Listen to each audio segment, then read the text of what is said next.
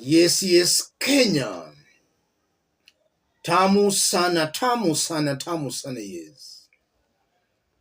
Professor Kithure Kindiki might be sworn in as the new deputy president tomorrow before 1 p.m.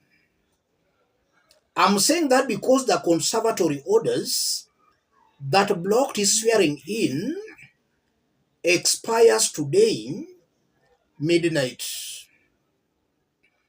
And if the orders expire, then nothing will stop Kithure Kindiki from being sworn in. This legal team attempted to extend the orders, but the court refused. So the orders are expiring. Nothing will stop Kithure Kindiki from being sworn in.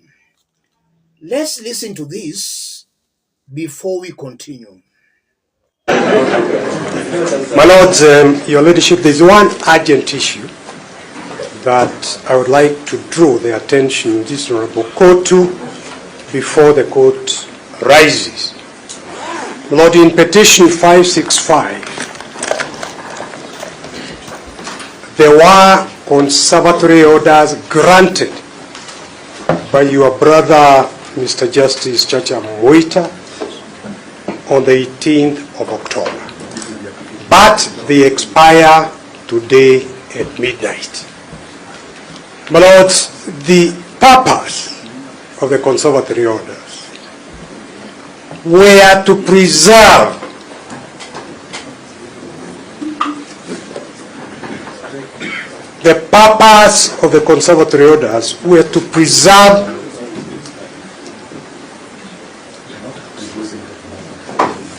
May I continue, my Lord? The conservatory orders preserve the substratum of the petition and the interlocutory orders application in order for the court to have time to consider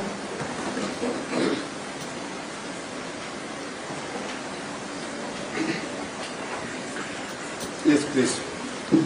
My Lord, you're listening. I was waiting for my Lord Murima, not Mulema,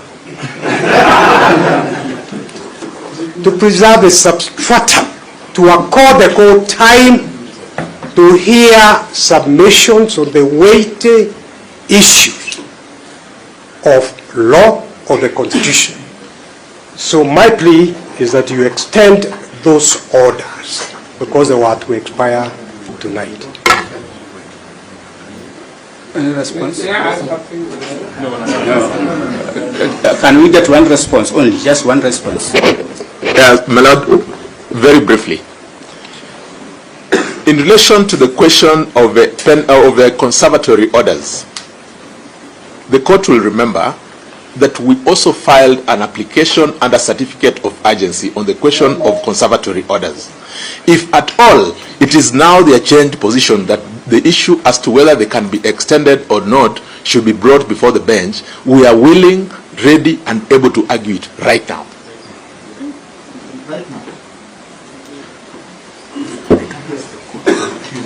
Well, these are orders that have been granted. They were in force. There is nothing to argue.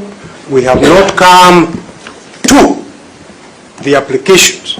In fact, there are another 2 applications for conservatory orders.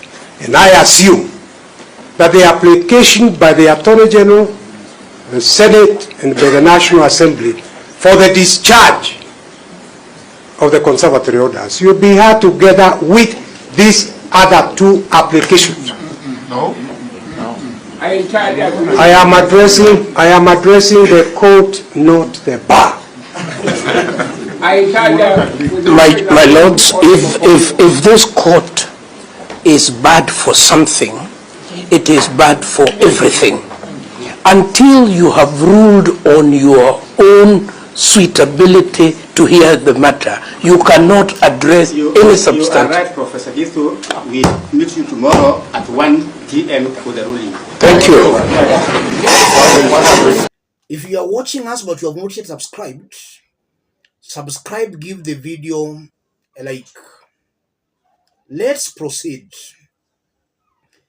Listening keenly to Paul Muite, Muite is informing the court that the conservatory orders that stopped the implementations of the Senate resolutions are expiring tonight. So Muite wants the court to extend the orders, and clearly the court has refused. That only means by midnight today, the conservatory orders will expire and nothing will stop the swearing in of Professor Kithure Kindiki unless another conservatory order is sought. But as it is, nothing will stop the swearing in of Professor Kithure Kindiki. Rigathi still has a chance of resigning before midnight. As it is right now before midnight, he's still the legal deputy president. So if he resigns now, he will resign as Kenya's deputy president.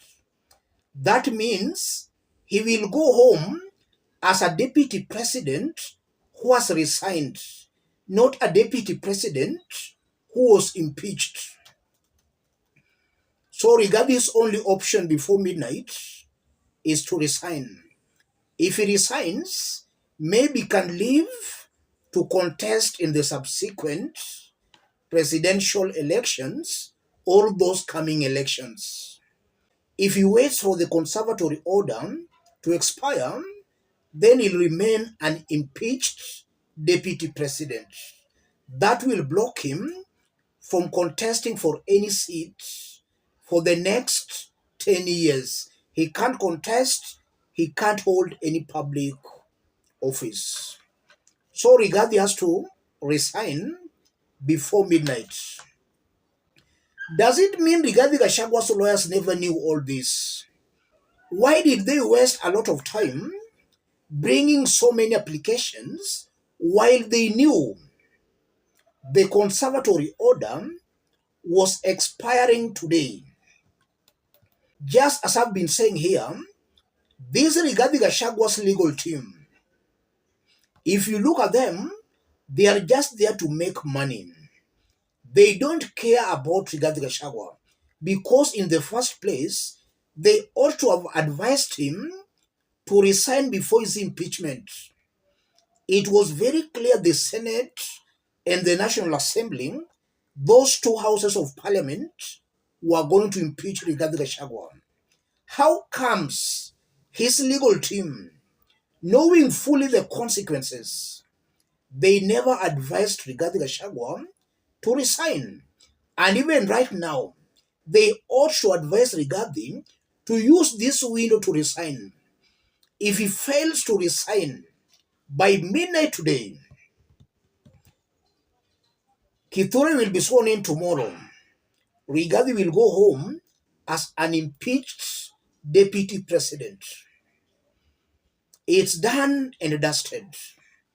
And I've always maintained that before William Ruto started the impeachment of Rigathi, he looked at his numbers in the National Assembly, his numbers in the Senate, and his standing in the judiciary. And it's very clear things are just moving as planned. Rigathi cannot win this. Even if he will appeal it in the Court of Appeal, still eventually, when everything will have been said and done, the court will not help save Rigathi Gachagua. So the lawyers are continuing eating his money. Rigathi has to be wise enough to understand the games being played here. I also believe Rigathi Gachagua has also shot himself on the foot. They did question the integrity of the three-judge bench. They said the bench is biased. And now Paul Muite wants the judges to extend the conservatory order. And we've heard what Professor Gidi Mugaya said, and the judge has actually agreed with the professor. If regarding Gachagwa's legal team thinks the bench is compromised, thinks it's biased, why do they want that same bench to extend the conservatory order while the case has not even been determined? The case on the recusal has not even been determined. Things are getting very interesting. Let's meet in our next analysis. For those watching us but who have not yet subscribed, subscribe, give the video a like. Thank you. God bless you. God bless Kenya.